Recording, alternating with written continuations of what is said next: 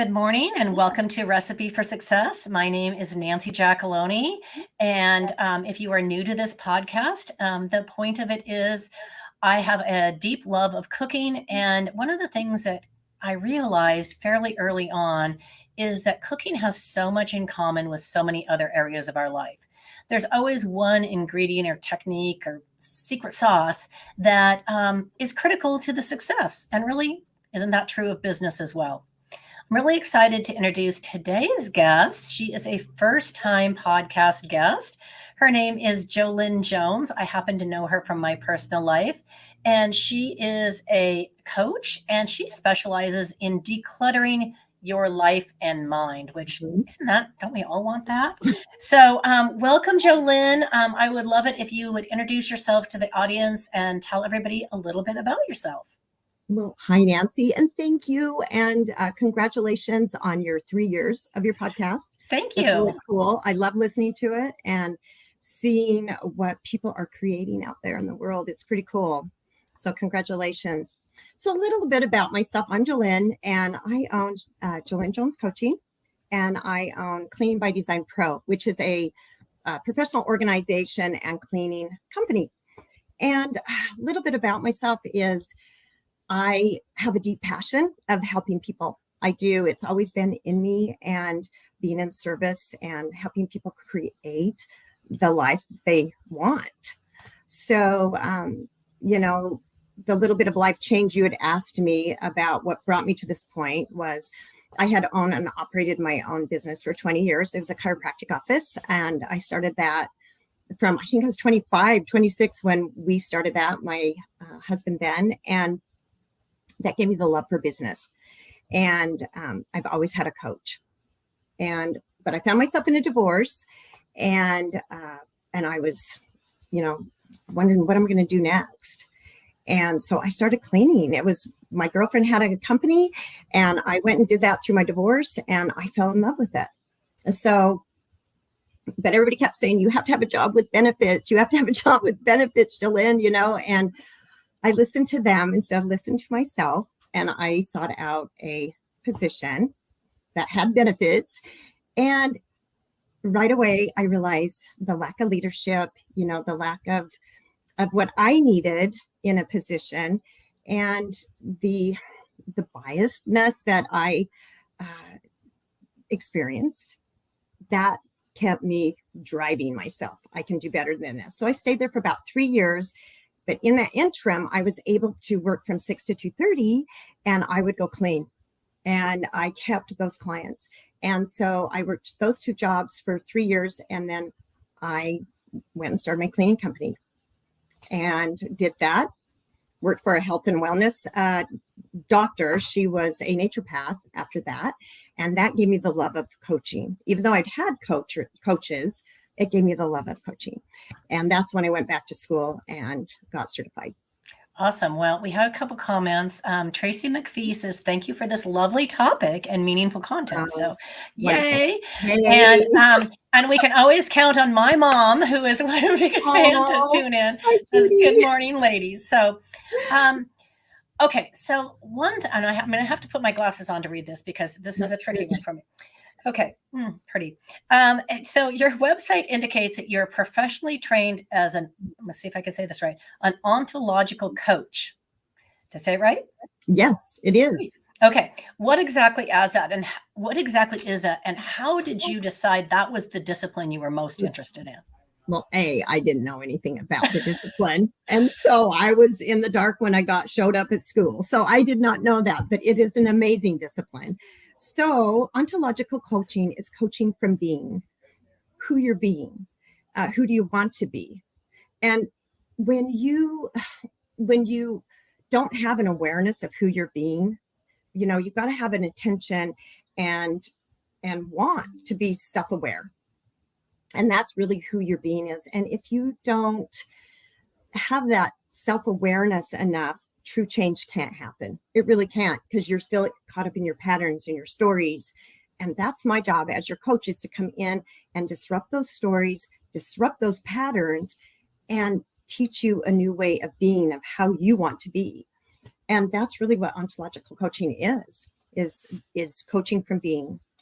I like that. We had a very nice compliment from Daniel Prince. It says, I love my experiences in coaching with you, JoLynn Jones. Yeah, It's very sweet. it's amazing. I've had personally, as we discussed prior to the show, I've also had a lot of coaching in my career, more toward the end of my career in the beginning, which probably would have been a better time to have it, but better late than never, right? And one of my coaches said to me something that I think kind of ties in with what you're talking about is, what do you want to be known for? Mhm. And I love that. And it sticks in Yeah, my head all the time because it really dictates your actions and your behavior. If you're clear on who you are and how you want to be known, it really does shape your actions. right. Because your being is just as important as doing. And so we can do, that's my personality, is do. But I have to stop in that interim and say, who am I being through this process? And our brains are, I love the brain and how it works. And it's like the brain wants to keep us safe. The brain wants to keep us in that. I have so many wonderful exercises to do with people that show you your limiting beliefs and then show you who you actually are over here. And if I can coach you from this place over here, then your survival mechanisms is what we call them, then that moves people forward. And that really does create true transformation, and it lasts. Mm-hmm. Yeah, no, I agree with that. Mm-hmm. Okay, so this was something that I just, after I read your website and I know you a little bit, and I was really curious because you obviously had a major life change going through a difficult divorce and Yes. and all of that. And I was kind of wondering if that kind of sparked your need for organization as a way to maybe take back some control of your life. Oh, well, it didn't spark it because I've had to learn processes through it. So I'm actually ADHD. And so I don't have that. Most people like that. We're a little bit, we can tend to be a little messy or, unorganized. So I've learned practices throughout my life to keep my home, keep my business, keep that stuff neat and tidy. So, that didn't spark that part of me, but it did spark me to create my own life and have, my own business that could never be taken away from me unless I took it away from me. You know what I mean? Right. So, No, yeah. I like that. So I know your coaching service addresses both physical and mental organization. Right. Why do you think most people have so much stuff in their lives? I mean, No, we all have stuff that's just too much. I mean, most people I know can't even park in their own garages correct. because it's Correct. filled with stuff. Right. I'd love to hear your thoughts on that. Well, when going into people's homes, which is such an honor because it's your safe haven, right? But a lot of it is time. What I've noticed is, especially if it's families that hire me to come in, it's time, and it's not allocating time to put that as a priority. So what I do when I go in there and talk to them about that and going through each room is you schedule it on your calendar just like it's a vacation day, and you make it a non-negotiable. It is not. It's like you be prepared for that. If you don't have a pickup, rent a pickup. We have it really organized so when we do it on that day that they've allocated, that it gets done. But time is one, because both parents work, they're running their kids, they want to have fun on the weekend, at least one day. And then Sunday, you're preparing for the next week. So people just getting rid of things as you buy. Amazon is a wonderful service, but we all utilize it too much. And so stuff is constantly just coming in. When I'm in these homes, I see it. That's one, is time. The next one is definitely, sentimental. It's really hard people to get rid of their things, and they just really hang on to it. So I have to read the room, read the people, and really kind of delve in and listen to their stories of these things, and do they really need them? And then we have the hoarder situation, which I've dealt with, and that is a whole different ballgame, and that is mental illness. And so I always usually get a therapist involved, and so they're having their therapy, and I'm still helping them go through their homes. So that's why, there's just those different areas. My mom had to chime in. And she's not a hoarder. She does have a lot of stuff, which we have conversations about, but it's well organized stuff. I'll give her that. Yes, good. Okay, so since we're kind of on that topic, how do you help people work through the fear of getting rid of their stuff? Right. Because a lot of times you always hear, well, I might need that. Right. I haven't touched it for 5 years. Yeah. And I hear that all the time. And so I just tell them, and again, I read the person. There's, we deal with people daily. And so I am able to read that person. So I can be more blunt with the person, and that's how they want me to be. So we can go through their stuff and make it the way they envision it. Or I see someone that, yes, is hanging on to their sentimental stuff. So I have to be a little bit more soft and just really listening to them, being present with them and asking the deep questioning. Really, it's part of coaching. It really is. And asking the pertinent questions of really, why do what can you do differently with this? Could another family use this? Or, yes, let's put it away for another year and let's revisit this and see if you've used it in that year. And if not, what can you do? Do you want to give it rid of it, or do you want to keep it? But if you're going to keep it, let's grab something else that you really don't love and get rid of it and make space for that thing. Well, I'll be perfectly honest with you. My closet is always my big challenge when it comes to getting rid of things. I'll hold that dress up and go, but I love it. I spent a lot of money on it. It doesn't fit me anymore, but I'm afraid if I get rid of it, I know. I'm going to lose the weight, and then I'm going to be upset that I get rid of it. Although, funny story, I decided last year, so I like to call it the great shoe purge of 2022. I literally got rid of 90% of my shoes, and I had some really nice shoes. Wow. But it was time. I decided, okay, I've got to clean them out. And I was heading to a conference last month and went to pull out my nice high-heeled shoes to wear with my formal dress. Gone. I'd gotten rid of all of them. And it was like 2 days before the conference. And I'm like, that's right. I had told myself as a reward, I was going to be able to buy myself a nice pair of, nice black heels for a formal event. However, I didn't have time. So ended up going to Famous Footwear and buying a pair that I could slap on. And the I bet you look beautiful. The blisters on my feet were so yeah, no, I'm still glad I got rid of them. No regrets. Yeah. However, when you get rid of the things, the intention to replace, you got to remind yourself that, oh yes, I do actually need to replace that. So anyway, I get it. Beautiful with blisters. Yes. Beautiful with blisters. That was my look. So anyway, sorry for a little diversion there. I love it. I love it. Yeah. It was funny. Okay. So we talked about physical clutter. Let's talk about mental clutter. Okay. Because there's definitely a connection, and I can see why you would lead the discussion with physical, because it's easier to tackle for most people. That's tangible. Right. That feels safer to tackle the physical than to tackle the mental. So how do you make that transition, and how do you address that? Well, like I was kind of explaining to you, the reason why I added this to my coaching program was almost every client that I've worked with, that I've coached, wanted to work on their physical space. There was always somewhere in their home that was driving them crazy and holding them back.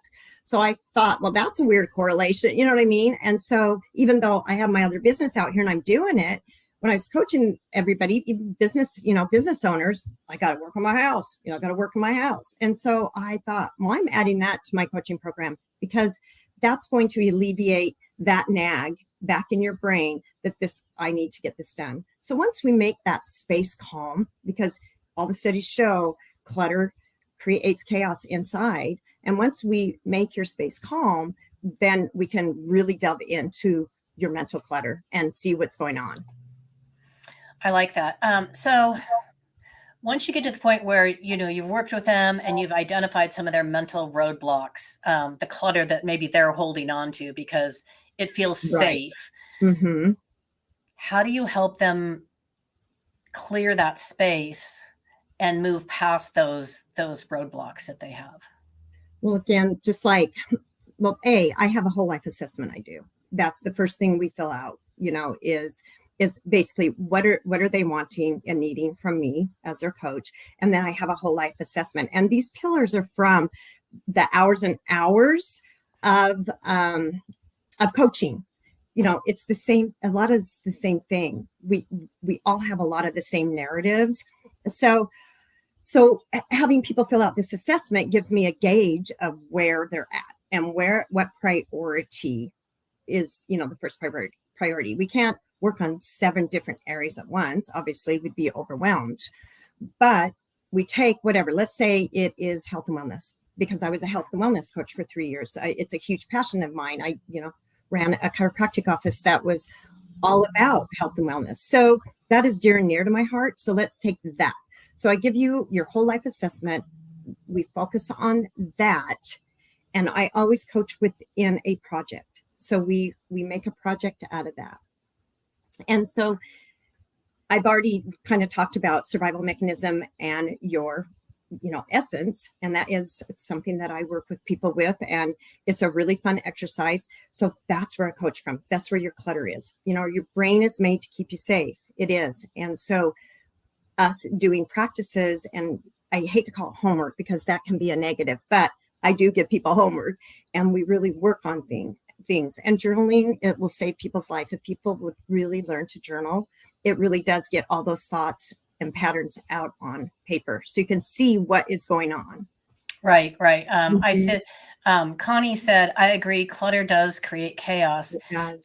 And my comment on that, though, is sometimes people create their own chaos to protect themselves from addressing the hard things. Right. It's easy to stay stuck in being busy and use that as a safety net, because there's something they know they need to do, but they can't tackle it because they're so busy. That's exactly right. And so that's why the being is just as important as the doing. Right. Why are you pushing? I know a gal that pushes, but they are really doing it for a reason. And so that, as a good coach that knows how to get under those stories and disrupt those stories and ask those questioning, it's going to bring that up. I have it. I had it. I pushed. I still push. I have to be reminded it's okay to stop. Right. There's something, a driving force in there, and it needs to be a balance, in my opinion. I did a program a number of years ago, and I recognize some of the themes in what you're talking about. Mm-hmm. But one of the things that I learned was that everybody has driving needs. There's certain things in their life they need absolutely for their own survival, as you call it. And if they can't figure out how to satisfy them in a positive way, they will satisfy them in a negative way. And a great example of that is, of course, the little kid that acts up in class because he wants attention. And they have a need to be recognized in attention. And if they're not getting it in a positive way, they will find it in a negative way. And I think that's kind of what you're talking about here. It really is. And, I always go back to school because I learned so much, school, what is it, like almost 5 years ago. But one of the common denominators in this, and was really interesting to me, concept. So I show up and, there's 19 of us. And to me, they were the pinnacle of their careers, MBAs, any type of bachelor, master's. I'm just little old me with, I've owned my own business. I'm an entrepreneur, and the only one that ever had owned their own business. And so I always had them up on a pedestal, and I didn't feel good enough to be in that room with all those people. But over that course of the year, we were all together. We went to Seattle for a year. It was in person, the best thing I ever did for myself. But all those people had the same narrative. They weren't good enough. Mm-hmm. And it was just such an eye-opener where the narrative comes that we're not good enough. Good old imposter syndrome. I know. And it was just like, you have your MBA, or you have, and I would think, oh my gosh. So it was really an interesting experience, and knowing that a lot of us are all the same too. Yeah, that's very true. Okay, so now we're going to kind of flip for a second a little bit to one of your other passions. So you talked about, you were in the health and wellness industry, and I listened to your videos on Facebook, just like everybody else. Excuse me. And you often talk about self-care, but in a way, I think like sometimes that seems like a trendy term because everyone, self-care. But I know that there is absolutely an importance to it. So can you explain what you mean by that and why it's so important and how it can impact different areas of our lives? Correct. It is trendy, but it's always been around. But one thing that for my era anyway, self-care, that was selfish. You didn't put yourself first. Right. We're in that generation. So I've really had to learn to do self-care. But self-care to me can be as easy as brushing your teeth every night, and having a self-care routine before you go to bed. Or it can be hiring a coach and helping you move forward with your dreams and goals. That's a form of self-care. Organizing your home and getting it to a calmer state and something that really speaks to you is a form of self-care. So it's whatever, to me, areas of life of your life that you aren't giving a little bit of attention to me, is self-care. But definitely filling your own cup up. I hear I have a lot of young moms. Well, they're my daughter's friends that have babies now. Sure. That I see them. How do you even have time to shower? Or I don't even have time to do this. And I say, make time. You have to make time for yourself in order to still have some semblance of your own life and taking care of yourself. Because if you don't fill your own cup up first, is what I call it, then you can't fully be present and fill someone else's up. So taking care of yourself is imperative. It's like when you fly and they always say, put on your own mask, Yes. own oxygen mask first. I mean, it's so true because you can't help somebody else unless you are able to care for yourself as well. Right. I totally believe in that. Yes. Yeah. Okay. So staying on the health and wellness track for a minute. Again, another thing I know about you, because I've lurked your Facebook stuff, is I love Facebook. I'm a huge lurker too. As far as when I have a guest, and they're like, "How'd you know that?" I'm like, "Well, I read everything I could find out." That is so funny. That's so funny. But I know that you are big on juicing. That's something that's really important in your life. So I'd like to know what attracted you to it, and do you ever incorporate that into some of the work you do with your clients? I'd like to know more about that. It's always intrigued me, but I've never done it. It's so funny. Okay, so I have to tell you, I love my Nama J2. That is what it's called.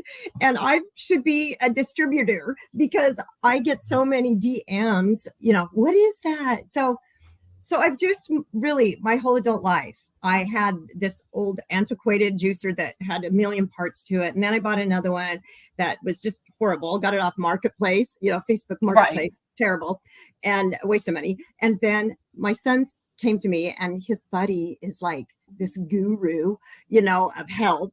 And we follow him on Instagram, and he had this juicer. And Austin said, "We got to get it, Mom." So I did. It wasn't cheap, but it was worth the money and the investment. So I love juicing. It really does a lot for you. And being in the health and wellness industry for as long as I did, I truly believe in juicing. It has its benefits. You possibly cannot eat that many fruits and vegetables that you put in it. So take your fiber, because people say, they'll naysay me and say, well, you need your fiber. Yes, you do. But you can take a fiber tab. You can eat an apple. You can have a salad. There's other ways to get your fiber than that. But I do not incorporate it into, unless they want me to teach them in the health and wellness program that I have for my clients. But the reason why I post it is to show that I am walking my talk, and that also prepping is where it's going to save you. You have to prep.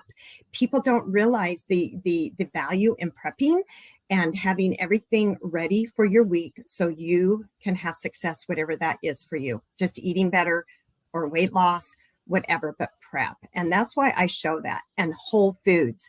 Stop eating processed foods. Well, I couldn't agree more with you there. Yeah. Okay. So what's your favorite juice combination? Oh, well, right now, so I found this awesome doctor, and right now I'm on watermelon juice because I had a health scare in October and I couldn't get my palpitations under control. And I found this doctor on TikTok, which, figure out, oh my gosh, but it was.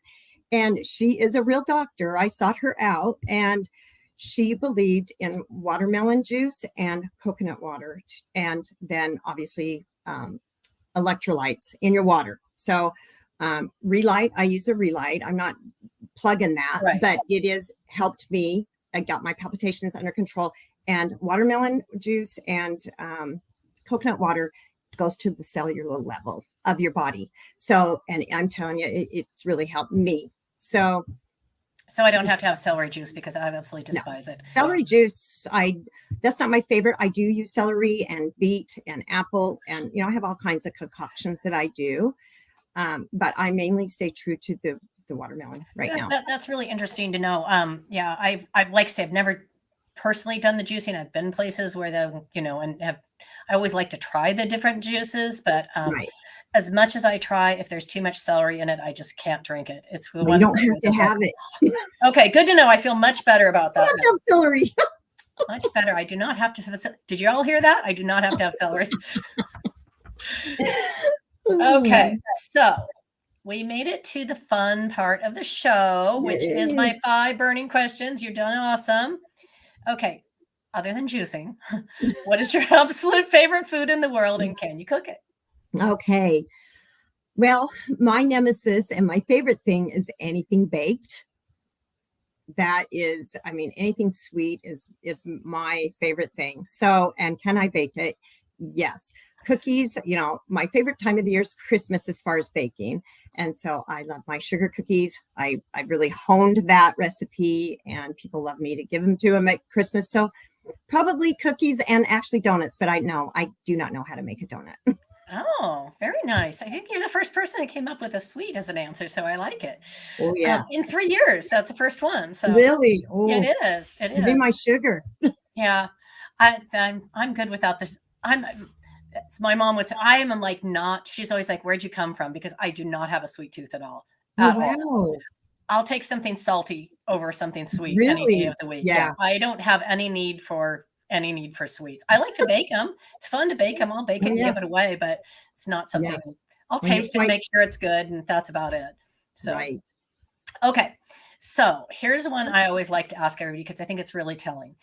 What's the one character trait that you most admire in other people, and why?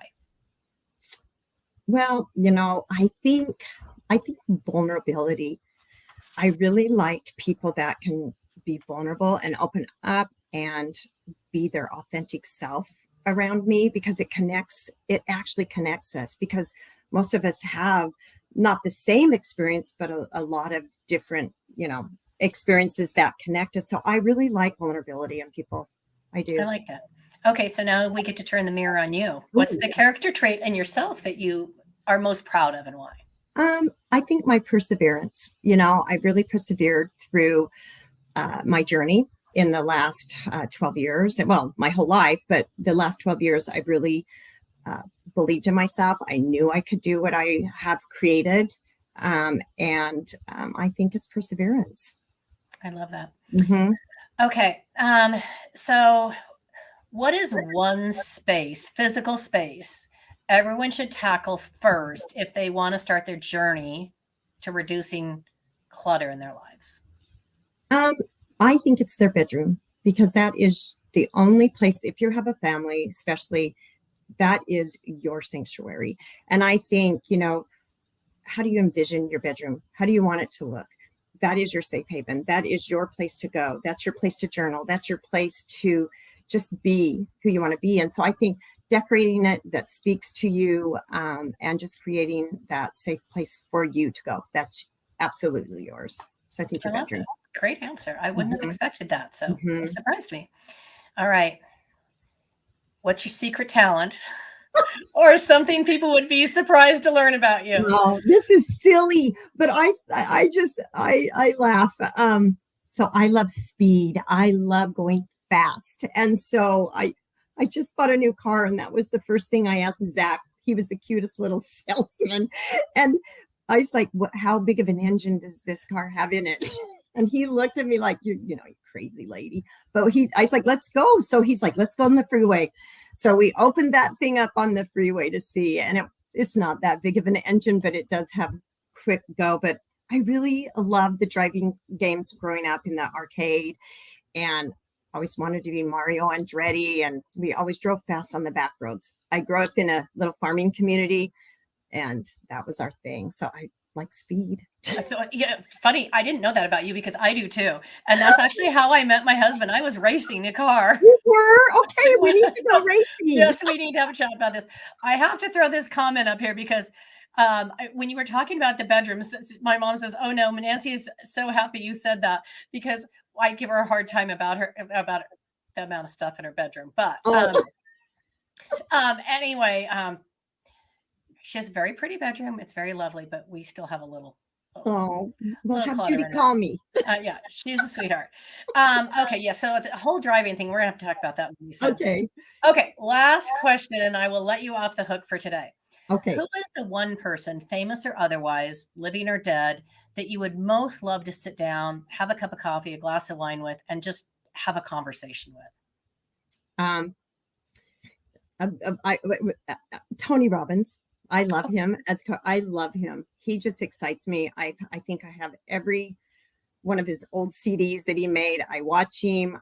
He blazed the trail for coaches as one of the trailblazers of it. And I just love his story of what he represents and the love of people and him. But the one person I'd really love to meet would be J-Lo. Oh, I love her. She's my queen. she is pretty spectacular. She is. And she believed in herself when nobody else did. And I love that about her. So that's who I would choose to sit and talk with. I love that. Okay. So if people want to get in touch with you about your coaching programs, what would be the best way for them to get in contact with you? Well, they can go on my website. My phone number's on there. They can text me, they can call me, or they can email me, JoLynn Jones Coaching at gmail.com. But all my information's on my website, which is JoLynnJonesCoaching.com. So Perfect. And if for some reason anybody can't get a hold of her, please feel free to reach out to me and I will make sure that I connect the two of you. JoLynn, this has been such a pleasure. Thank you so much for coming on. It was a blast. Yeah, thank you so much. You're amazing too, and a great leader to follow. So thank you, Nancy. Thank you so much. And I will see everyone else hopefully next week. So until then, make it a great day.